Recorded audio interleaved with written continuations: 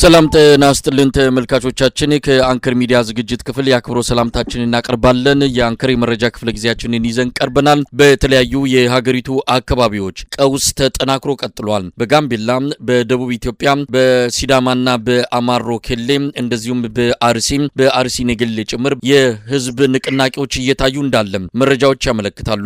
የአብይ አህመድ አገዛዝ መጪውን ጊዜ በተመለከተ ግራ በመጋባት ሁኔታ ውስጥ እንዳለ ነው የሚነገረው። የአብይ አህመድ ጀነራሎች በዚሁ መቀጠል አንችልም፣ የፖለቲካ አመራሩ ክፍተት በመከላከያ ሰራዊቱ ላይ ከፍተኛ ጫና በመፍጠሩ ሰራዊቱ በውጊያ እየተሰላቸ በመምጣቱ በመጪው ጊዜ ሀገሪቱን ለመጠበቅ የሚያስችል ቁመና ላይ እንደሌለ በግልጽ ለአብይ አህመድ በማሳወቅ ላይ እንዳሉ ነው ያገኘነው መረጃ የሚያመለክቱት። በርካታ መረጃዎችን ይዘናል። ዛሬ ከረዳ ፕሮፌሰር ትንግርቱ ገብረጻዲቅ ጋር ነው አብረን የምንቆየው። አብራችሁ እንድትሆኑ ግብዣችን ነው። በጣም አመሰግናለሁ ረዳ ፕሮፌሰር ትንግርቱ የኤቢሲ ቴሌቪዥን ዋና አዘጋጅ። እንግዲህ በተለያዩ ጉዳዮች ላይ አጭር አስተያየቶችን ለመካፈል ነው እንግዲህ ጋበዝኩ። እንደምን አለ? መሳይ ሰላም፣ እንዴት አለ? እግዚአብሔር ይመስገን ደህና ነኝ። በጣም አመሰግናለሁ ስለ ግብዣ። እግዚአብሔር ይመስገን በጣም ደህና ነኝ መሳይ። እንግዲህ ትንግርቱ ኬት እንደምጀምር አላቅም። ብዙ ነገሮች የሆኑ ነው በአገሪቱ። የትኛውን ትተን የትኛውን በስፋት እንደምንመለከት አንዳንዶችን እንደው በመረጃ ደረጃ ነካ አድርገን ካላለፍን በስተቀረ ባለን አጭር ሰዓት ውስጥ ሁሉንም ጉዳዮች ለመዳሰስና በስፋት ለመመልከት የሚያስችለን አይደለም። እንደው ካንተ ልጀምርና እስቲ ወቅታዊ እንደው አዳዲስ መረጃዎች ካሉ አገሪቱ ምን ላይ ነው ያለችው በዛሬውና በትላንትናው ዕለት ያሉትን እንደው በአጭሩ ለተመልካቾቻችን መረጃዎችን ማካፈል ከተቻለ መልካም። መሳይ እንግዲህ እንዳልከው በፈርጁ ልናየው እንችላለን ሀገሪቱ አሁን ያለችበትን ሁኔታ። ቅድም የጠራሃቸውን እንግዲህ በርካታ ክልሎች የሀገሪቱ ክልሎች በቀውስ እየተቀጣጠሉ ነው ያሉት።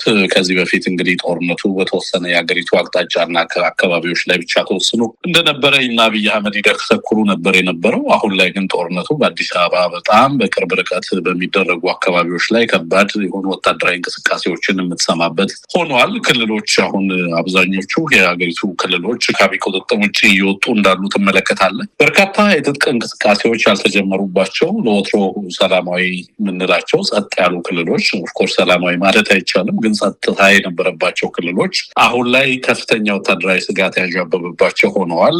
አብይ አህመድ በአንድ በኩል ምርጫን አሸነፍኩ እያለ በሌላ በኩል በከፍተኛ ጦርነት እስካንገቱ ድረስ የተነከረበት እንቅስቃሴ አለ። በሌላ መንገድ ማህበራዊ ኢኮኖሚያዊ ቀውሱ ተጠናክሮ ቀጥሏል። የክርስቲያኖች ግድያ በአርሲ እና በሌሎች የሀገሪቱ አካባቢዎች፣ በጋምቤላ ያለው ሁኔታ እጅግ አስፈሪ ነው። በቤኒሻንጉል ጉሙዝ እንደምታውቀው ከቁጥጥር ውጭ ሆኗል። የሀገሪቱ ስትራቴጂክ የሚባሉ ኮሪደሮች ናቸው ለነ ቤኒሻንጉል ጉሙዝ ክልል ያሉ አካባቢዎች። እነዛ አካባቢዎች ላይ አሁን ከፍተኛ ስጋቶች ያሉበት፣ የአርኤስኤፍ ታጣቂዎች በይፋ የሚንቀሳቀሱበት፣ በርካታ የታጠቁ ኃይሎች በአንድ ጊዜ የሚንቀሳቀሱበት ሁኔታ ሆኗል። በሱዳን እና በኢትዮጵያ መካከል፣ በኤርትራ እና በኢትዮጵያ መካከል ያለውን ሁኔታ የምትሰማው ነው። ሶማሊያ ያለበት ቀውስ በየዕለቱ እየተነገረ ያለው ሁኔታ አለ። በሀገሪቱ ውስጥ በተለይ ኢትዮጵያ ጣልቃ ገብነት በሶማሊያ እና በሱዳን እንደዚሁ ለሀገራት ሁሉ እና ከፍተኛ አደጋ መሆኑን የሶማሊያ ምክትል ጠቅላይ ሚኒስትሩ እና የውጭ ጉዳይ ሚኒስትሩ ሰሞኑን የተናገሩትን ነገር ሰምተናል። በሀገሪቱ ውስጥ ያለው ኢኮኖሚያዊ ቀውስ፣ ማህበራዊ ቀውስ፣ ፖለቲካዊ ቀውስ፣ የምርጫ ሁኔታ አገዛዙ ላይ የፈጠረበት ከፍተኛ ዓለም አቀፋዊ ጫና አለ።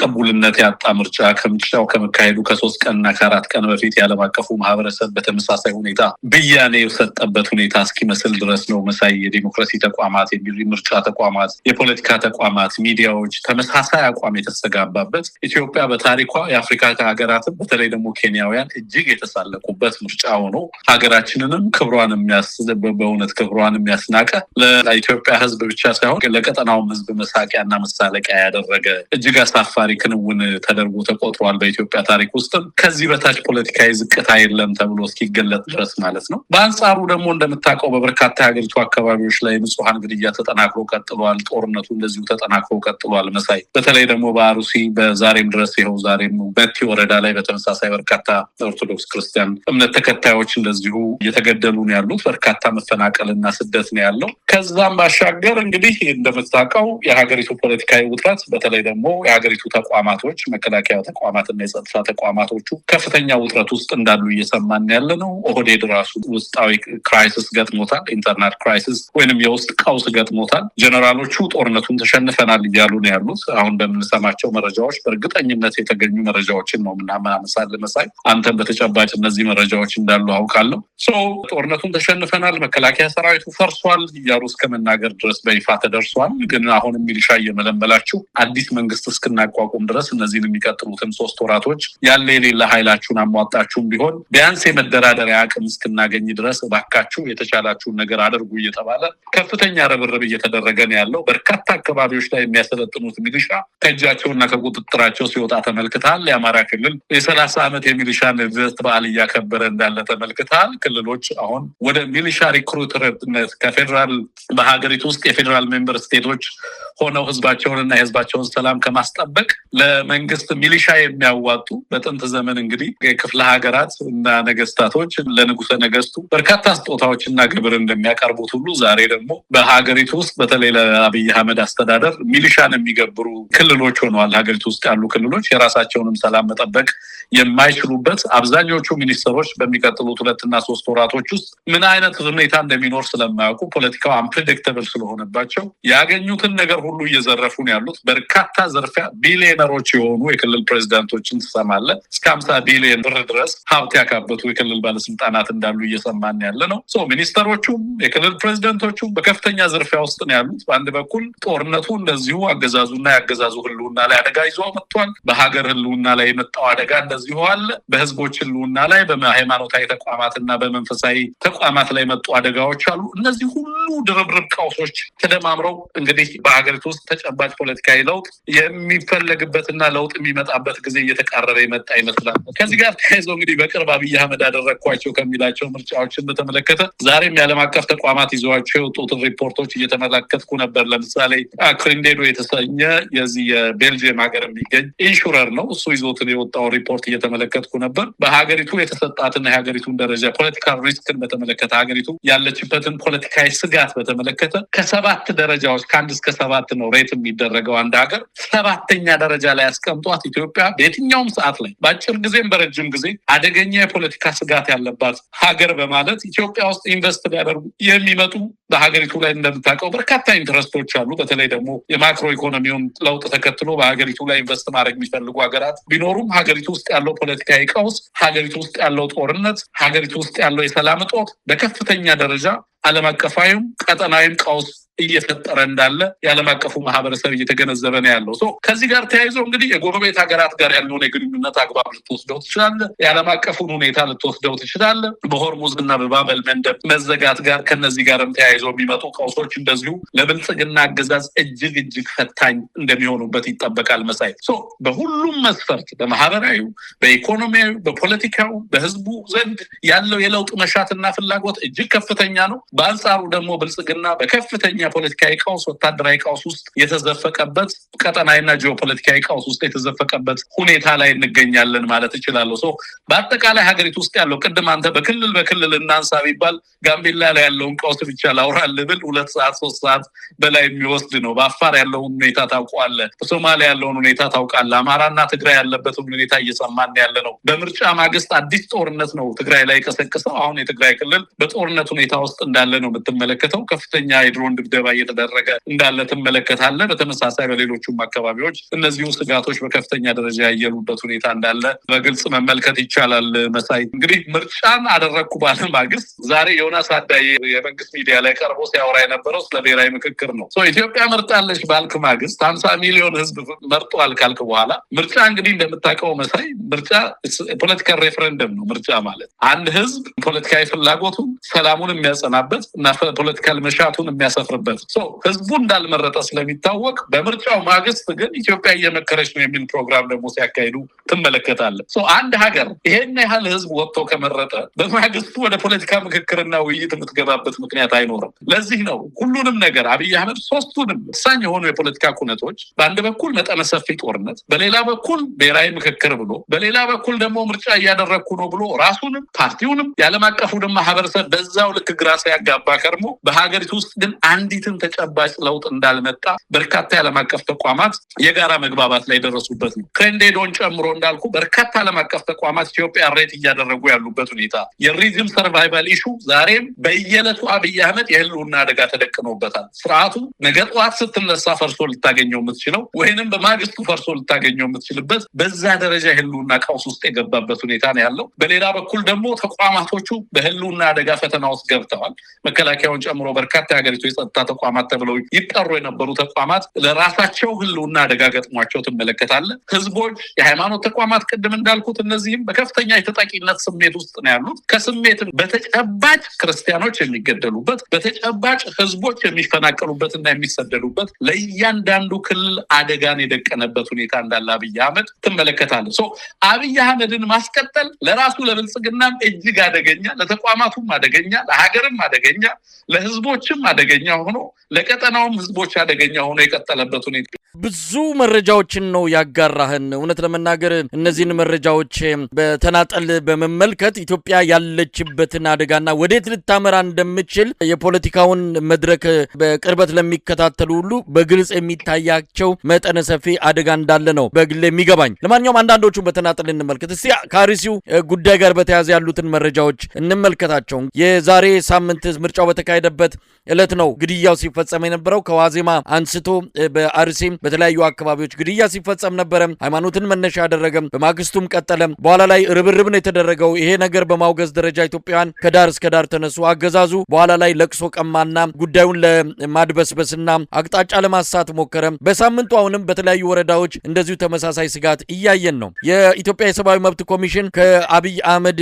ብልጽግና ካወጣው መግለጫ በእጅጉ የከፋ 3 ሰዎች ብቻ ናቸው የተገደሉት በሚል ያወጣው መግለጫና ለዚህም ተጠያቂውን ኦነግ ሸኔ ነው በሚል ያወጣው መግለጫ የዚህን ተቋም በአደባባይ እንዲጋለጥ ያደረገና በእርግጥም ተቋሙ የብልጽግና ሌላው ክንፍ እንደሆነ የተረጋገጠበት ነው ማለት እንችላለን። እንግዲህ ግድያው አልቆመም። አንዳንድ መረጃዎችን እየሰማን ያለ ነው። ይሄ ግድያ ወደፊትም ሊቀጥል እንደሚችል የአብይ አህመድ አገዛዝ የብልጽግናው ስሪት በራሱ ሃይማኖታዊ ገጽታ ያለው ብልጽግና ፓርቲ ይህንን ግድያ ሊያስቆም ሳይሆን የበለጠ እንዲቀጥል የማድረግ ፍላጎትና ተልዕኮ እንዳለው የሚገልጹ መረጃዎችም እየወጡ ነው። እስቲ የአርሲውን ግድያ እንዴት ትመለከተዋለህ? በየቦታው ተቃውሞ አለ። ነገር ግን ሊቆም የማይችልበት የተለያዩ ምክንያቶችን ነው ምሁራንም ሆነ ጉዳዩን በቅርበት የሚከታተሉ ሰዎች እየገለጹ ያሉት። ትንግርቱ የአርሲውን ግድያ ተከትሎ ብልጽግና ለግድያው የሰጠው ናሬቲቭ የበለጠ ህዝበ ክርስቲያኑ አጠቃላይ ለኢትዮጵያ ህዝብ ያለውን ንቀት ያሳየበት ነው ብዬ ነው የማስበው። የኢትዮጵያን ህዝብ የማሰብ የመመልከትና የመረዳት አቅም በእጅጉ ያሳነሰ፣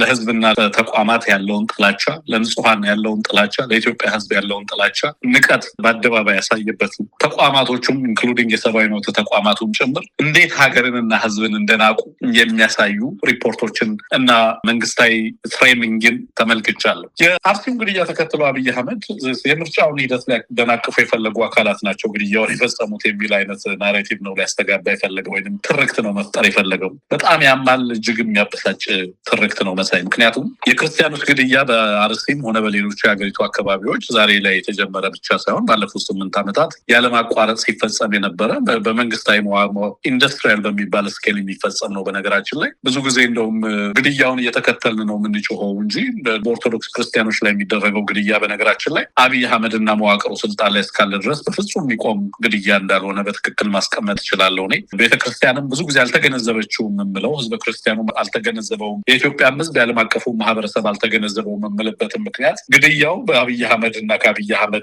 ከመዋቅሩ ማንነትና ስሪት የሚመነጭ ነው። ኢንተርናል ዲኤንኤ ኦፍ ዘ ፒፒ ሪጅን የክርስቲያኖች ግድያ ከዚህ ፍሬሚንግ ሪዮት አለማዊ ምልክታ የሚመነጭና የሚቀዳ ነው። በነገራችን ላይ ብልጽግና የኢትዮጵያ የብልጽግና ጸር አድርጎ የሚከሰው የኢትዮጵያ ኦርቶዶክስ ቤተክርስቲያን ነው። እሴቷን ነው የሚከሰው። ብልጽግና በግልጽ በዶኩመንቶቹ ላይ አብይ በመደመር መጽሐፍቶቹ ላይ በተደጋጋሚ ሲያነሳቸው የነበሩ ነገሮች በተለይ የኢትዮጵያ ኦርቶዶክስ ቤተክርስቲያንን እሴቶች በአንድነት በጸረ ብልጽግናነት የሚከስ የኢትዮጵያ ሊበራል ፖሊሲ እንቅፋት አድርጎ የሚወስድ በሀገሪቱ ውስጥ ለሚካሄዱ የማክሮ ኢኮኖሚ ሪፎርሞችም ከፍተኛ አደጋ ያለው ባህላዊና በግለሰቦች አስፓይሬሽን ላይ ከፍተኛ አደጋን የጫነ ድህነትን ብቻ የሚንከባከል የድህነት ዘብ ሎርድስ ኦፍ ፖቨርቲ እያለ ቤተክርስቲያኗንና እሴቷን የሚያንቋሽሽ መንግስታዊ መነጽር ፍሬሚንግ ያለው መሆኑን መገንዘብ ያስፈልጋል። ብልጽግና ክርስቲያናዊ ኢትዮጵያ ኦርቶዶክስ ቤተክርስቲያን ስትጠቃ ፖሊሲውን እያስፈጸመ ይሄንን ጥቃት እንደ ጥቃት አይደለም የሚቆጥረው። እሱ እንደ አቺቭመንት ነው የሚቆጥረው፣ እንደ አፈጻጸም ነው የሚቆጥረው። በርካታ ግቦችን ያሳካበታል። ትናንትና ይመስለኛል በዚህ በመሰረት ሚዲያ ላይ ዶክተር ተመስገን አለሙ የጻፉት አንድ ጽሁፍ ነበርና ለምን ቤተክርስቲያኗ ላይ የሚደርሰው ጥቃት በክርስቲያኖች ላይ የሚደርሰው ጥቃት ሊቆም እንደማይችል 8 ነጥቦችን አስቀምጠዋል። ከነዛ 8 ነጥቦች አንደኛው የመንግስታዊ ርዕዮተ ዓለም አካል መሆኑ እና አብይ አህመድ በኢትዮጵያ ውስጥ የኦርቶዶክስ ቤተክርስቲያን እሴቶችን በመደመር መጽሐፉ ላይ በግልጽ አስቀምጦታል። እድገትንና ለብልጽግና አስተሳሰብ የሚመቸው የፕሮቴስታንት ኤቲክ ነው የሚል የኦርቶዶክስ አስተሳሰብ ግን ከዚህ ተጻራሪ እንደሆነና በሀገሪቱ ውስጥ ለሚተገብራቸው ለሚፈልጋቸው የፖለቲካ ሪፎርሞች፣ ኢኮኖሚያዊ ሪፎርሞች እና ቢሮክራሲያዊ ሪፎርሞች እንደ አደጋ አድርጎ ያስቀመጠው ከፓርቲው ዲኤንኤ ጽንሰ ሀሳብ በራሱ በሚነሳ በፖሊሲ ደረጃ የተያያዘ እንደሆነ አድርገህ ልትወስደው ትችላል። በዚህም ምክንያት ነው በርካታ ጥቃቶች በቤተክርስቲያኗ ላይ ሲፈጸሙ መንግስታዊ ድጋፍና መንግስታዊ ጥቃት ለሚያደርሱ ሰዎች መንግስታዊ ድጋፍና መንግስታዊ መሸፋፈን ሲሰጥ የነበረበት ምክንያት ትረዳለህ። ሌላው ቤተክርስቲያን ላይ የሚደርሰውን ጥቃት ማስቆም መንግስታዊ ግዴታ እንዳልሆነ በአደባባይ ሲደገር እንደነበረ ታስታውሳለህ። በተደጋጋሚ ብልጽግና እነዚህን ጥቃቶች አንዳንድ ጊዜ ባለማወቅ፣ ሌላ ጊዜ እንዳልሰማ፣ ሌላ ጊዜ ደግሞ መልሶ ተጠቂውን በመክሰስ በማሸማቀቅ እነዚህን ጉዳዮች ተገደልን ብሎ አትግደሉን ብሎ ወደ አደባባይ መውጣትን ነውር ያደረገ ነው። ስለዚህ አጥቂዎችን ፕሮቴክት በማድረግ በመንግስታዊ መዋቅር ውስጥ በቢሮክራሲው ሽልማት በመስጠት ማበረታቻ በመስጠት መንግስታዊ ኦሪየንቴሽን በመስጠት መንግስታዊ ልምምድና አሰራር እንዲሆን አድርጎታል። ከዚህ ተቃራኒ ሆኖ በግድያው ኮምፕሌን ማድረግ ግን በወንጀል የሚያስቀጣ እጅግ የሚያስፈራው ነገር መግደል ሳይሆን ተገለናል ብሎ ማልቀስ እንዲሆን ያደረገ ስርዓት ነው። ይሄ የመንግስት አቋም ነው። በአሩሲ የሚቆም አይደለም። በአሩሲ ያሉ ክርስቲያኖች ቢያልቁ ወደ አዲስ አበባ ይሸጋገራል። በአዲስ አበባ ያሉት ቢያልቁ አሁን እንደምትመለከተው በበርካታ የሀገሪቱ አካባቢዎች በሰሜኑ ላይ የምትመለከታቸው ጦርነቶች ዝም ብለው ህግ ለማስከበር የሚደረጉ ጦርነቶች ብቻ አይደሉም። ኮት አንኮት ውስጥ አስገብተን ማለት ነው። በርካታ ምክንያቶች አሉ። በሰሜን ጦርነቶች የሚደረጉበት ምክንያት ፖለቲካዊ ምክንያቶች አሉ፣ ኢኮኖሚያዊ ምክንያቶች አሉ፣ ባህላዊና መንፈሳዊ ምክንያቶች አሉ። አይዲዮሎጂ ከአብይ አህመድ እና ከስርዓቱ የሚመነጩ አይዲዮሎጂካል ኢንሴንቲቮች አሉ። በሰሜኑ ማህበረሰብ ላይ ጥቃትና ጦርነትን ለማወጅ የተቻለበት ምክንያት በዚህም ምክንያት ነው። የበርካታ ኃይሎች ትብብር ነው። በነገራችን ላይ ኢትዮጵያ ውስጥ በበርካታ የሀገሪቱ አካባቢዎች ላይ የሚካሄደው ጦርነት የሚካሄድበት ምክንያት በርካታ መሳሪያ የሚያቀብሉ ሀገራት አሉ። በርካታ አይዟችሁ የሚሉ የፋይናንስ፣ የሳይኮሎጂ፣ የሞራል ድጋፍ የሚያደርጉ የዓለም አቀፍ ሚዲያና ሽፋን እንዳያገኝ እና ግድያው እንዲወገዝ ባለማድረግ ከቨራፕ እንዲደረግ እንዲሸፋፈን በማድረግ በርካታ ትብብር የሚያደርጉ አካላት እንዳሉ ትመለከታለህ። ሌላው ሲስተማቲክ ኢምፒዩኒቲ እና ኮኦፕትድ ከቨራፕ የሚሉት አለ። ዶክተሩ ምን ማለት ነው? ተጠያቂነት እንዳይኖርና በቤተ ክርስቲያኗ መዋቅር ውስጥ ሰርስሮ በመግባት የቤተ ክርስቲያኗን ሰዎች በቤተ ክርስቲያኗ ላይ ማሳመስ። በዚህም ምክንያት በርካታ የብሔርና የጎሳ ቡድኖች የየራሳቸውን ሲኖዶስ መሰረቱ እንዲወጡና የቤተ ክርስቲያኗ ህልውና እንዲያበቃ የሀገሪቱ ህልውና ለብዙ ሺህ ዓመታት የቀጠለ ተቋማዊ ህልውናዋ እንዲያበቃ የተፈረደባት ተቋም እንደሆነች ትመለከታለህ። ቤተክርስቲያኗ የገጠማትን ፈተና ለመቋቋም የሚያስችል ተቋማዊ ዝግጅት ላይ አይደለችም ያለችው። ከዚህ በፊት በስቴቱና በመንግስት በቤተክርስቲያን ተቋም መካከል የነበረው ግንኙነት የቤተክርስቲያን ተቋም ለሀገር ሰላምና ለልማት እና ለሀገር ህልውና በጎ አስተዋጽኦ ልታበረክት፣ መንግስት ደግሞ አቻ የሆነ ጥበቃ ሊሰጣት የነበረው ውልን ሽሮ መንግስት ዛሬ በጠላትነት ተፈርጃ ራሷ የሀገሪቱ ህልውና የዴሞክራሲ ጸር፣ የልማት ጸር፣ የብልጽግና ጸር ተደርጋ ተፈርጃ እሷ ብቻ ሳይሆን ምእመናውና ባህሏና እሴቷም ጭምር ቤተክርስቲያኗ እንደ ወንጀለኛ እየተሳደደች ትገኛለች። ራሷን ለመከላከል የሚያስችል ምንም አይነት ሜካኒዝም የላትም። በዚህም ምክንያት ቤተክርስቲያኗን መጠበቅ የማይቻልበት፣ ምእመናዋን መጠበቅ የማትችልበት ደረጃ ላይ ተደርሷል። ሌላው እንዳልኩ ሰብቨርሲቭ ኢንፊልትሬሽን አለ። የሃይማኖት ተቋማት ውስጥ ዘልቆ የመግባት ከዛ እነዚህ ሰዎች በብሔርና በሌሎች መንገዶች የተደራጁ ግለሰቦች እንዲሆኑ በማድረግ በቤተክርስቲያኗና በቤተክርስቲያኗ ባህል በእምነቷ ላይ እና ቅርሶቿ ላይ እሴቷ ላይ መንፈሳዊ ተቋማቶቹ እንዲወድሙ አጠቃላይ መጠነ ሰፊ ድጋፍ ከውስጥ ገብተው እያደረጉ ያሉ አካላት ዛሬ የቤተክርስቲያኗን የሲኖዶሱና ሌሎች አደረጃጀቶች ውስጥ ገብተው በዋናነት የዚህ ጥቃት አካል ሆነው ሲንቀሳቀሱ ትመለከታለህ መሳይ። ሌሎች ተጨማሪ 4 ምክንያቶችን ያነሳሉ ዶክተሩ እንዳልኩ። ከዛ ውጪ ለምሳሌ ዲሞግራፊን ልናነሳ እንችላለን። ለዚህ አገዛዝ ቤተክርስቲያኗን ማጥቃት ኤትኒክ ሆሞጂኒቲ እና ኤትኒክ ፒዩሪቲን መፍጠር ነው። የብሔር ንጽህናን መፍጠር ነው። አንድን አካባቢ ከሆነ ማህበረሰብ ማጽዳት ነው። በዚህ ምክንያት የሱን የዲሞግራፊ በከተሞች አካባቢ ላይ የኢትዮጵያ ኦርቶዶክስ አማኞችን ቤተክርስቲያኗ ምዕመናኖችን እንዳይኖሯት በማድረግ ተቋሟን የማራቆት ኦና እንድትሆን ማድረግ፣ እንድትዘጋ ማድረግ፣ ባዶ እንድትሆን ማድረግ፣ እንድትሰደድ ማድረግ፣ ምዕመናን እንዳይኖሩ ማድረግ፣ በሌሎች የሀገሪቱ አካባቢዎች የሚገኙ ተፈናቃዮችንም ሌሎችንም ሃይማኖቶቻቸውንም ጭምር እንዲቀይሩ በአንድም በሌላም መንገድ ማኒፑሌት የሚያደርግ በእርዳታ ስም ሰዎችን ሃይማኖት ለማስቀየር ጥረት የሚያደርግ በጠነ ሰፊ ማጥቂያ መንገዶችን በበርካታ መንገድ ከሚገደሉ ክርስቲያኖች በላይ ቤተክርስቲያኗ የምትጠቃባቸው መንገዶች አስደንጋጭ ናቸው መሳይ። ኢትዮጵያ ውስጥ አሁን ባለው ሁኔታ የምንቀጥል ከሆነ በሚቀጥሉት 2 እና 3 ዓመታት በቤተ ክርስቲያን ውስጥ የአደባባይ በዓላትን ማክበር የማይቻልበት፣ ክርስቲያኖች በአንገታቸው ላይ ማህተብ አስረው በኢትዮጵያ ውስጥ መንቀሳቀስ የማይችሉበት፣ ለመጀመሪያ ጊዜ በዓለም ላይ በቁጥር ብዙ የሆነው ማህበረሰብ በሃይማኖቱ ምክንያት የሚታደንባት ሀገር ሆና ልትቀጥል ትችላለች ይህች ሀገር። በዚህም ምክንያት ቤተክርስቲያንን የማዳን ጉዳይ፣ የኢትዮጵያን ሕልውና ማስቀጠል፣ የኢትዮጵያን ጥንታዊ ተቋማትና ታሪክን እና መንፈሳዊ ተቋማትን የማስቀጠል ሀገርንም ከጥፋት የመታደግ አካል ተደርጎ ሊወሰድ ይገባል የሚል ነገር አለኝ መሳይ። ቤተክርስቲያኗ አሁንም የሚደርስባትን ጥቃት ተገንዝበዋለች የሚል እምነት የለኝም። እጅግ እጅግ እጅግ የከፋ ጥቃት እያስተናገደች ነው ያለችው። እየሰጠን ያለነው ምላሽም ቢሆን ጥቃቱን የምንረዳበት አግባብ አሳዛኝ ነው። ከግድያው በላይ በርካታ እልቂት እያስተናገደች ነው ቤተክርስቲያኗ። ህልውናዋና ቀጣይነቷ በሺህ ዘመናት ታሪክ በዚህ ደረጃ የተፈተነባቸውን አንድ የታሪክ አጋጣሚ መጥቀስ ይቻላል እንጂ ይሄ ፈተና በዘመናችን እጅግ ከባዱ ፈተና ተደርጎ ሊወሰድ የሚገባው እንደሆነ በዚህ አጋጣሚ ማንሳት ፈልጋለሁ። ቀደም ሲል መግቢያ ላይ በመረጃ ደረጃ ያካፈልከናል። ስርዓቱ ከፍተኛ ሽብር ውስጥ ነው ያለው፣ መደናገጥ ውስጥ ነው ያለው፣ ግራ መጋባት ውስጥ ነው ያለው። በኤቢሲ ቴሌቪዥንም ሆነ በአንከር ሚዲያ የመጡልን መረጃዎች አሉ። የአብይ አህመድ ጀነራሎች ከዚህ በኋላ በእንደዚህ አይነት መልኩ መቀጠል አንችልም የሚል አቋም ይዘዋል። አብይ አህመድ እጅ መስጠትም ሆነ በድርድር ወይም በሌላ መንገድ የኢትዮጵያን ቀውስ ለመፍታት ፍላጎትም ውሳኔውም ላይ እንዳልደረሰ ነው የሚነገረው። ከዚህ ልግን የምክክር ኮሚሽኑን ሰዎች ሰብስቦ በአስቸኳይ በዚህ ክረምት ውስጥ ሁሉን ነገር ጨርሱና ለመስከረም የአዲሱ መንግስት ምስረታ አጀንዳውን አቅርቡልኝ የሚል አጣዳፊ የቤት ስራ እንደሰጣቸው ነው የሰማነው። ምናልባት አንዳንድ ለውጦችን ልናይ እንችላለን። የገጽታ ለውጦች፣ አንዳንድ ጥቃቅን ለውጦች አብይ አህመድ ይዞ ሊመጣ ይችላል። በተለይ የኢትዮጵያን አንድነት፣ የኢትዮጵያን ሀገራዊ አንድነት የሚፈልጉ አብዛኛውን የማህበረሰብ ክፍል ለመደለል የሚያስችሉ ናቸው የሚባሉ ውሳኔዎችን ሊወስን ይችላል።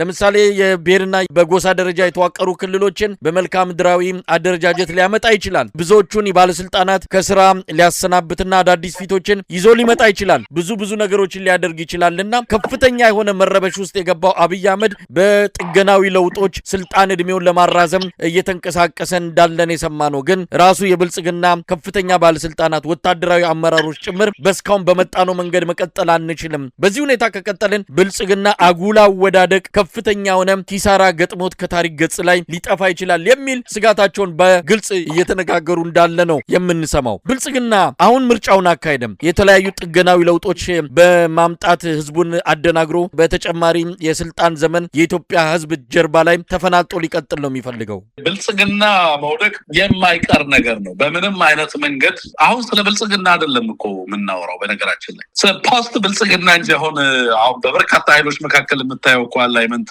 እና መነጋገር፣ ጥምረት፣ የትርክት ለውጦች፣ ዓለም አቀፋዊ ቀጠናዊ እንቅስቃሴዎች እኮ ከፖስት ብልጽግና የብልጽግና ባለስልጣናት እኮ ከተቃዋሚ ኃይሎች ጋር መነጋገር ጀምረዋል። አብዛኞቹ ሽማግሌ እየላኩ አይደለም እንዴ ስለ ብልጽግናና ስለ ብልጽግና ወደ ብልጽግና ሀገር ይዞ እንዳይወድቅ ነው የተደረገ ያለው ርብርብ እንጂ ብልጽግና ስለ ብልጽግና መውደቅ አይደለም። ብልጽግና በሁሉም ፖለቲካል እና ሌሎች ኢንዲኬተሮች ማህበራዊ፣ ኢኮኖሚያዊና ሌሎች ማንጻሪያዎች እና ሀገሪቱ ውስጥ ያለውን የማህበረሰቡን ሙሉ የኢትዮጵያ ህዝብ በቀልቡ የሚግባባ ህዝብ ነው። በነገራችን ላይ መንግስት ሲወድቅ ያውቃል። ሄደህ የኦሮሞ አባገዳዎችን ብትጠይቃቸው ይህ አገዛዝ ከዚህ መስከረም በኋላ እንደማይዘልቅ ያውቁታል። ሌሎች ኢትዮጵያውያንን ሄደህ በየአካባቢው ጋሞዎችን ብታናግር የዚህን አገዛዝ ፍጻሜ ይነግሩሃል። በዛ ደረጃ ሳይነጋገር የሚግባባ ማህበረሰብ እንደሆነ በርካታ ትምህርቶችን የወሰድንበት ነው። 97 ላይ ታስታውሳለህ የኢትዮጵያን ህዝብ ሁኔታ። አሁንም ላይ እጅግ በሚያስደንቅ ሁኔታ ህብረተሰቡ ተመሳሳይ የሚባል ቁመና ላይ ግንዛቤ ላይ እየደረሰ ነው። ለምን? የእያንዳንዱ ኢትዮጵያዊ ኑሮ በብልጽግና ባለስልጣናት ፊት ላይ የሚገለጥ ኑሮ አይደለም። የእያንዳንዱ ኢትዮጵያዊ ኑሮ በማጀቱ የሚገለጥ ኑሮ ነው። ጠዋት ቁርስን ምን ትበላለህ? ምሳን ምን ትበላለህ? ምራትን ምን ትበላለህ ነው የእያንዳንዱ ኢትዮጵያዊ የየዕለት ስትራግል። ብልጽግና የፌዝ ስብስብ በራዕይ እመራለሁ የሚል ዲሉዥናል የሆነ በእንደዛ አይነት እንትን ውስጥ የተሰበሰበ ከልትሽ የሆነ ስብስብ ነው እንጂ የፖለቲካ ማህበረሰብ አይደለም። ከብልጽግና ጋር አሃዝ ማውራት አይቻልም። ስለ ተቋማት ውድቀት ማውራት አይቻልም። ስለ ሰላም ቀውስ ማውራት አይቻልም። ስለ ፖለቲካዊ ማህበራዊና ኢኮኖሚያዊ ማንጸሪያ ማውራት አይቻልም ከብልጽግና ጋር። ምክንያቱም ብልጽግና የፖለቲካ ስብስብ አይደለም። ለዛ ነው በነገራችን ላይ ሃይማኖት ተቋማት ከፍተኛ አደጋ የገጠማቸው በዛ ምክንያት ነው። ለዛ ነው በጦርነት ውስጥ የሚዋኘው፣ በዛ ውስጥ ነው ፊሽ የሚያደርገው። ያለ ጦርነት ሰርቫይቭ ማድረግ አይችልም ብልጽግና። ብልጽግና is just a proxy በነገራችን ላይ ውድመትን እንዲተገብር የተላከ ቡድን ነው። ከዛ ውጭ ሌላ ምንም አይነት ፋይዳ፣ ምንም አይነት ኃላፊነት ወስዶ ሀገርን ለማስቀጠል ህዝቦቿን እና ባህልና ታሪኳን አክብሮ የሀገርን ሉዓላዊነትና የህዝቦችን ክብር አክብሮ ሀገርን ለማስቀጠል የሚያስችል የተዘጋጀ ስብስብ አይደለም። በዚህም ምክንያት የሚያሰባስባቸው ፓርቲውን እንደ ፓርቲ ዩኒፋይ የሚያደርግ አንድ እንኳን ማሰባሰቢያ ኢነርጂ የለም። በዚህም ምክንያት የተበተነ ስብስብ ስለሆነ ምሳሌ መከላከያው ፈረሰ ብትለው ይሰደባል። በፓርላማ ተገኝቶ የመከላከያ ባለስልጣናት መከላከያ የገጠመውን አደጋ አስረዱ። ከህዝብ ጋር ተዋግተን አንዘልቀውም። ያልተዋጉ ህዝቦች ዛሬ መሳሪያ እያነሱብን ነው። ትላንት ሰላም ነበር የምንለው አካባቢ ላይ ዛሬ መልሰን ወታደርና ሚሊሻ እያሰማራን ያለ ነው። ኧረ ምንድን ነው? እንዴት የዋር ኦፍ ኦል አጌንስት ኦል ውስጥ እንገባለን? ሁሉም ከሁሉም ጋር የሚዋጋበት ሁኔታ ውስጥ፣ ሁሉም ከብልጽግና ጋር የሚዋጋበት ሁኔታ ውስጥ ገባን።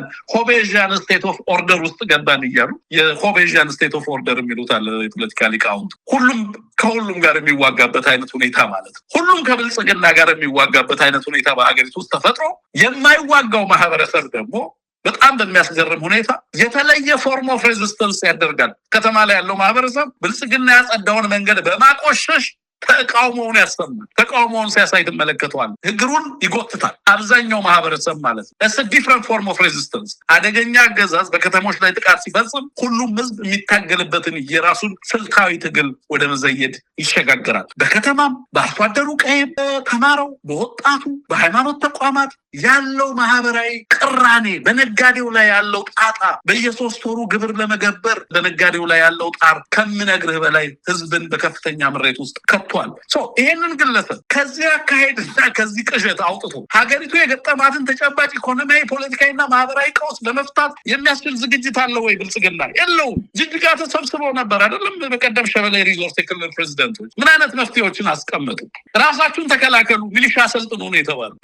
ብልጽግና ማለት የልዩ ኃይሉን ትጥቅ አስፈታለሁ ብሎ አማራ ክልል ገብቶ በኋላ የገባበትን ምክንያት ረስቶ በዛው በጦርነት ውስጥ ተጥሎ መጨረሻ ላይ ልዩ ኃይል ወደ ማደራጀት የገባ እኮ የፖለቲካ ኃይል ወይንም ደግሞ የፌዝ ስብስብ ነው። ለምንድን ነበር አማራ ክልል የገባህ ብትላቸው ረስተውታል። አይ ምርጫ ልናስፈጽም ነው እንደ የገባ ነው ይሉሃል ግማሾቹ። አይ ግማሾቹ ሚሊሻ ልናደራጅ ነው የገባ ነው ይሉሃል። because they're lost politically ስለተሸነፉ።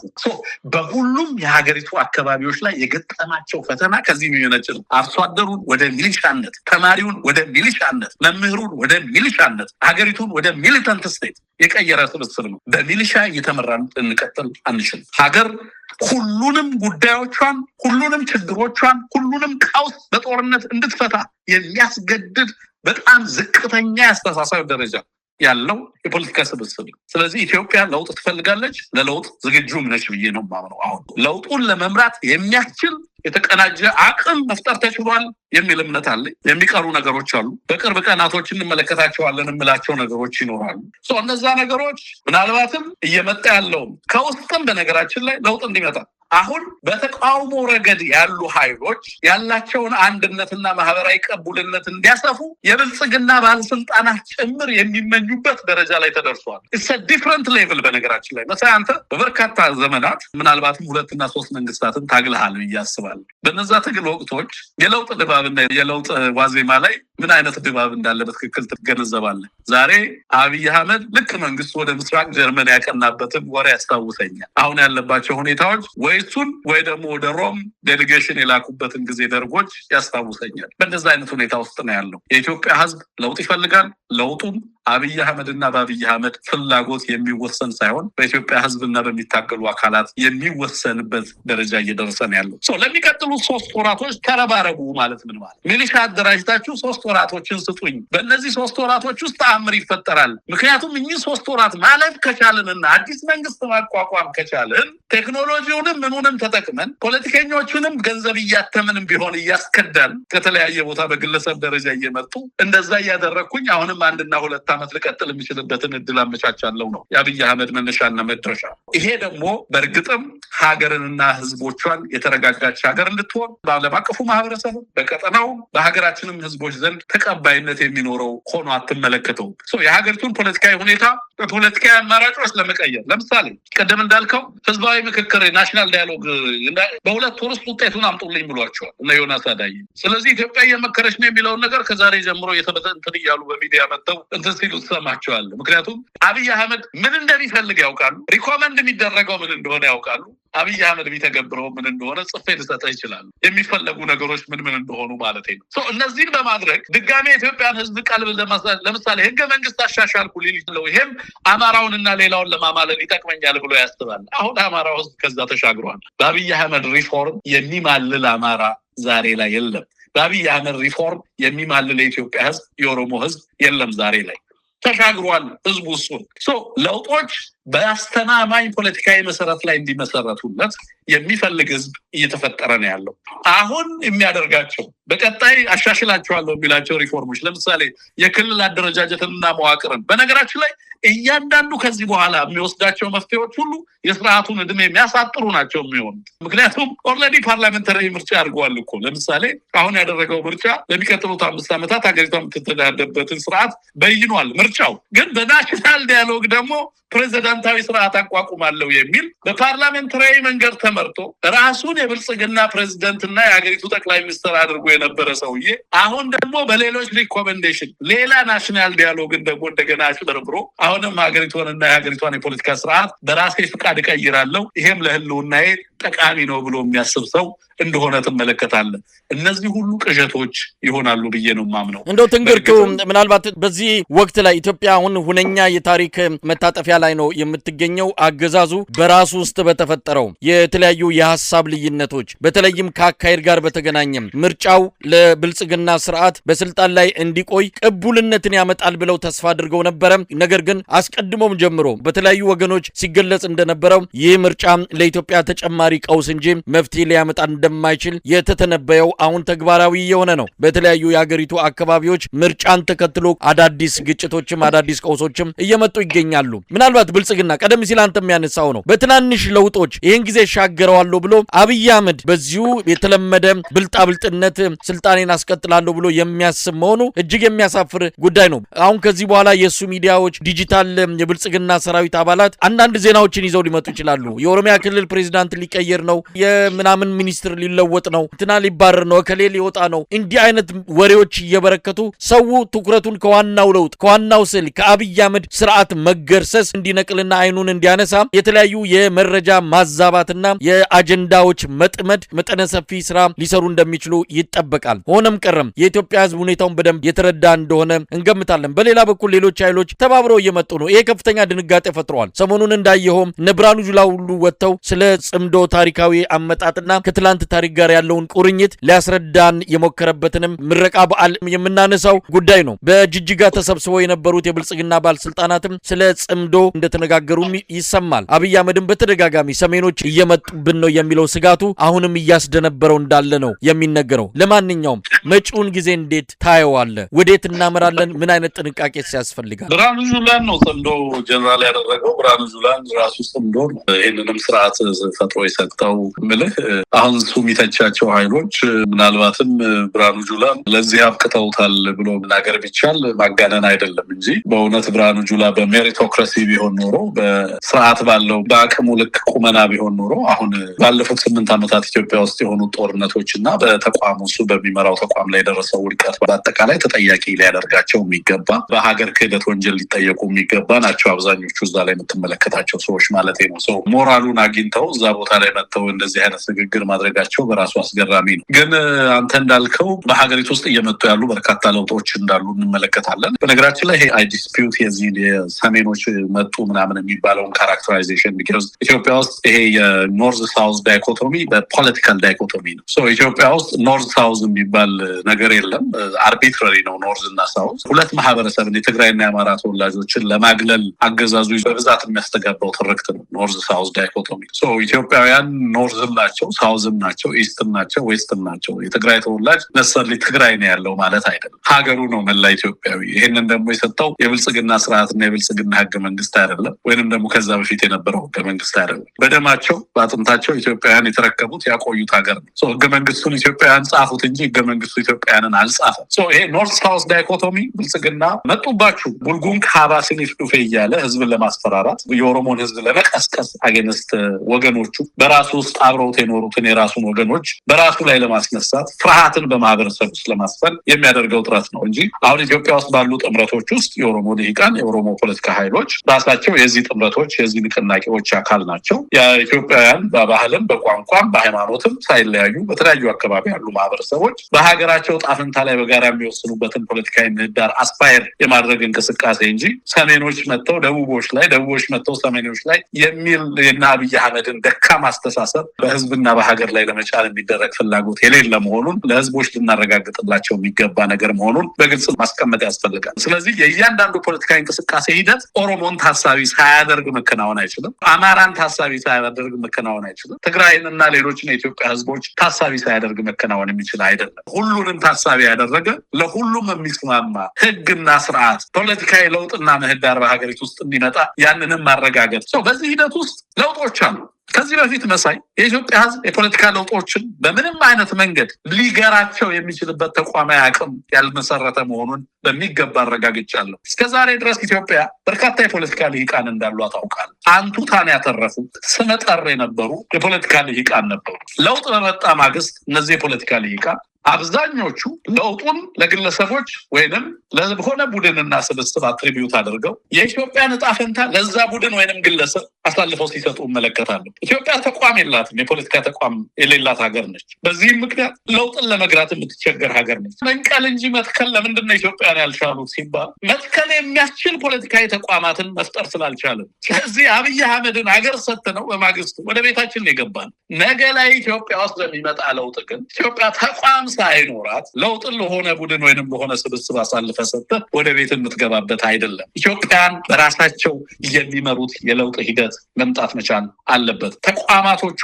በዛ የኃላፊነት ደረጃ መቀረጽ መቻል አለባቸው። ያንን መምራትና ማሻገር በማይችሉበት የናሽናል ዲያሎጉን እንደሚያስተባብሩት አይነት ግለሰቦች በእውነት ከህሊናቸውም ከሞራል ዳኝነትም የተፋቱ አይነት ግለሰቦች የሚመሩት ሆኖ በእነሱ ላይ የተንጠለጠለ እንዳይሆን ተቋማቶቹ በህዝባቸው የሚታመኑ ተቋማት እንዲሆኑ ማድረግ አስፈላጊ ነው ብዬ ነው ማምነው። በተለይ ለውጥን በመምራት ሂደት ውስጥ ብዬ ነው ማስበው። ለምንድነው በርካቶች ትብብርን የሚሰጉት? ምክንያቱም ኢትዮጵያ ውስጥ በለውጥ ሂደት ውስጥ የተለመደው ገባርና ገባሪነት አስገባሪነት ነው። እያንዳንዱ ኃይል ከወያኔ ጋር ትብብር ይደረጋል ይልና የሌላውን ሚና ጭሰኛ አድርጎ የማሰብ አሁን ላይ ማንም የማንም ጭሰኛ ሆኖ የሚቀጥልበት ምህዳር አይኖርም መሳይ። ለምንድነው ይሄም አይኖርም? ለምሳሌ በአማራ ብንወስድ የአማራ ህዝብ ትላንት ላይ በለውጥ ሂደቶች ውስጥ በምንም አይነት መንገድ ለውጡን የራሱንም ህልውናና ሰላምና ደህንነቱን በሚያስከብርበት መንገድ መቅረጽ የሚችልበት ምንም እድል አልነበረው። ከማመን በስተቀር አንድም ፖለቲካዊ ተቋም አልነበረው። ራሱን ከጥቃት ለመከላከል የሚያስችል አደረጃጀትን አልፈጠረም። ቢያንስ መሰረታዊ የሆነ አማራዊ ንቃትና ኮንሽስነስን መፍጠር አልተቻለም ነበር። ዛሬ ላይ ግን እሱ ታሪክ ተቀይሯል። የምንበረግግበት ጊዜ አይደለም። እያንዳንዱ ትብብርና ለውጥ አማራው በሚፈልገው ሌሎች ኢትዮጵያውያንም በጋራ በሚፈቅዱበትና በሚወስኑበት ሂደት የሚወሰን እንጂ ሌሎች ፈቅደው ሌሎች ወስነው የኛ ዕጣ ፈንታ ወይንም የሌላውን ህዝብ ዕጣ ፈንታ በእነሱ ፍላጎት የሚቀርጹበት ታሪክ ያበቃል ብዬ ነው ማምነው። ለዛም በቂ ዝግጅት መደረጉን በእርግጠኝነት መናገር እችላለሁ። አንበረግግም። we don't panic። ፓኒክ የማናደርግበት ምክንያት የፈጠርነውን አቅም ስለማቀው፣ እየተፈጠረ ያለውን አቅም፣ እየተፈጠረ ያለውን ንቃት ስለማቀው only genuine የሆነ ፖለቲካል ቲት ፎር ታት ኢትዮጵያን ያሻግራል። ዊን ዊን የዜሮ ድምር ፖለቲካ ሀገርን የት እንዳደረሳት ከነ አብይ አህመድ ሰፊ ትምህርት ተወስዶበታል ብዬ ነው ማምነው። ኢትዮጵያውያን ይንቁ፣ ይደራጁ፣ የለውጥ ሂደት ውስጥ ራሳቸውን ያሳትፉ፣ ራሳቸውን በፖለቲካ ንቃትና በፖለቲካ ለውጥ ሂደት ውስጥ በደንብ ራሳቸውን ለለውጥ ሂደት ያዘጋጁ፣ ይሳተፉ፣ የነቃ ተሳትፎ ያድርጉ። የለውጡ ሂደትና ለውጡን በመብራት ረገድ ሚናቸውን ይጫወቱ። የሀገር ጉዳይ የጣፈንታቸው ጉዳይ ስለሆነ ለና አብይ አህመድ ስተህ አንተ ያርሰናልን ኳስ ቁጭ ብለህ የምትመለከትበት ሁኔታ በሀገር ውስጥ ሊኖር አይገባም። የእያንዳንዱ የኢትዮጵያና የኢትዮጵያ ጣፈንታ ጉዳይ ይመለከታል። ነገ ላይ የምትሳደድበትና የምትፈናቀልበት ሀገር እንዳይሆን ከፈለግ በእነዚህ የለውጥ ሂደት ውስጥ የራስን ሚና ለማሳረፍ መዘጋጀት መቻል አለብን። ስለዚህ ፓኒክ አናደርግም፣ አንሰጋም። የምልህ ለምንድን ነው? ትላንት የነበሩ የተዛቡ ግንኙነቶችን እናውቃለን። በርካታ ዋጋ ተከፍሏል። በርካታ ዛሬ ላይም ብዙ ያልተስተካከሉ፣ ብዙ ያልመተማመን የሚፈልጉ፣ ብዙ ልንሻገራቸው የሚገቡ ጉዳዮች እንዳሉ አውቃለሁ። የፍትህ፣ የእርምት፣ የእርቅ፣ የተጠያቂነት በጣም በርካታ ጉዳዮች፣ የካሳ ምናምን በርካታ ጉዳይ ነው ያለ። እነዚህ ሁሉ በትግል ሂደት ውስጥ በተለይ በለውጥ ሂደት ውስጥ እልባት ሊያገኙ የሚገባቸው ጉዳዮች እንደሆኑ አውቃለሁ። ግን መሰረታዊ የሚባል ደረጃ ለሚፈጠር መግባባት፣ ፖለቲካዊ መግባባት አስፈላጊ የሆኑ ችግሮችን ዛሬ ሪኮንስታይል ማድረግ የሚቻልበትን ሁኔታ አስቦ ስለ ነገ ሀገርና ህዝቦች ዕጣ ፈንታ ማሰብ የተገባበት ጊዜ ላይ እንገኛለን። ስለዚህ የአማራን ሰላም ከኦሮሞ ህዝብ ነጥሎ ማሰብ የማይቻልበት፣ የኦሮሞን ሰላም ከአማራ ህዝብ ነጥሎ የማይቻልበት፣ ምክንያቱም ሴኪሪቲ ኢንዲቪዚብል ስለሆነ ዛሬ የአማራ ሰላም ከኤርትራና ከሱዳን ህዝቦች ተለይቶ አይታይም። በነገራችን ላይ አይደለምና ለሺህ ዘመናት አብሮት ከኖረው ከትግራይ ህዝብ ተነጥሎ ሊታይ ቀርቶ ማለት ነው። ያለ ትግራይ ሰላም የአማራን ሰላም በፍጹም ልታሟላው አትችልም።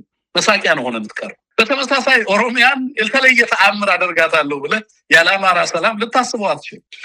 እኛ አስፓየር የምናደርጋት ኢትዮጵያ የምንፈልጋት ዛሬ ዋጋ እየተከፈለበት እጅግ መጠነ ሰፊ ዋጋ እየተከፈለበት ያለው ትግል መሳይ በእርግጥም ኢትዮጵያንና ህዝቦቿን በዘላቂነት አስተማማኝ ሰላምና ደህንነታቸውን ሊያረጋግጥ የሚችል ህጋዊና ፖለቲካዊ ዋስትና ሊሰጥ የሚችል ፖለቲካዊ ሽግግር እንዲሆን ማስቻል ይጠበቅብናል። ለዚህ በሚገባ መዘጋጀት የተገባ ነው። አርቆ ሀሳቢነት እጅግ አስፈላጊ ነው ብዬ ነው ማምነው። ከንትን ጋር ተባበሩ እያሉ ሲደናበሩ በኋላ አይደለም። ፖለቲካ ማለት ጠላትን እየፈበረኩ ማደር ማለት አይደለም። ፖለቲካ ማለት ያንተን ሀሳብ የማይቀበሉ ሰዎችንም ጭምር ቢሆን ሀሳብህን እንዲገዙት ማድረግ፣ ልዩነት ካለም ልዩነትህን በሰለጠነ መንገድ ፓርላማና የፖለቲካ ተቋማትን የምትፈጥረው ጠብን ለማቆም አይደለም። ጠብን ከተለያየ መንገድ ከህዝብ ከመፋጀት በተለያየ መንገድ ከሚደረጉ ጦርነቶች ወደ ተለየ የሰለጠነ መንገድ ፖለቲካና ፖለቲካ ቅራኔዎችን ለመፍታት ወደሚያስችሉ መንገዶች ማምጣት የሚቻልበትን ሂደት እንድትፈጥር ነው። አብይ አህመድ እነዛን ሁሉ መንገዶች ነው የዘጋው። ከኢትዮጵያ ህዝብ ላይ የመምረጥ መብትን ጭምር ሳይቀር የገፈፈ፣ የመመካከር መብትን ጭምር የገፈፈ፣ የማምለክ መብትን ጭምር የገፈፈ፣ ድህነትንና ድሃ ሆኖ መኖርንም ጭምር የገፈፈ፣ በህይወት ዜጎች ወጥቶ መግባት እንዲናፍቃቸው ያደረገ፣ በኢትዮጵያ ምናልባትም በብዙ በርካታ መቶ ዓመታት ውስጥ ካየቻቸው እጅግ አስከፊ ስርዓቶች የመጨረሻ አደገኛው ስርዓት የታየበት ነው መሳይ። ይሄንን ምዕራፍ ለመቋጨትና ከዚህ ምዕራፍ ለመውጣት የሚያስችል ፖለቲካዊ ዝግጅት፣ ለሚያስችል ታሪካዊ ኃላፊነትን ለመውሰድ የሚያስችል ዝግጅት በእያንዳንዱ በተለይ በለውጥ ሂደት ውስጥ ተሳታፊ ነን የሚለው አካል ሁሉ በዛ ልክ ራሱን ሊያዘጋጅ፣ በዛ ልክ ተዋናይ ለመሆን ራሱን ማዘጋጀት የሚገባበት ጊዜ ላይ እንገኛለን ማለት ነው። the change is imminent። እኛ ስለፈለግንና ስላልፈለግን አይደለም። time is over። ለና አብይ አህመድ ጊዜው አብቅቷል። የና አብይ አህመድ ጊዜ የና አብይ አህመድ ታሪክ እዚህ ጋር ያበቃና የኢትዮጵያውያን የጋራ ታሪክ ደግሞ ከዚህ በኋላ መጀመር አለበት የሚለው ነገር በጣም መሰረታዊ መስሎ ይሰማኛል። በጣም ነው ማመሰግነው። ትንግርቱ ገብረ ጻዲቅ የኤቢሲ ቴሌቪዥን ዋና አዘጋጅ፣ በጣም አመሰግናለሁ። መልካም ምሽት።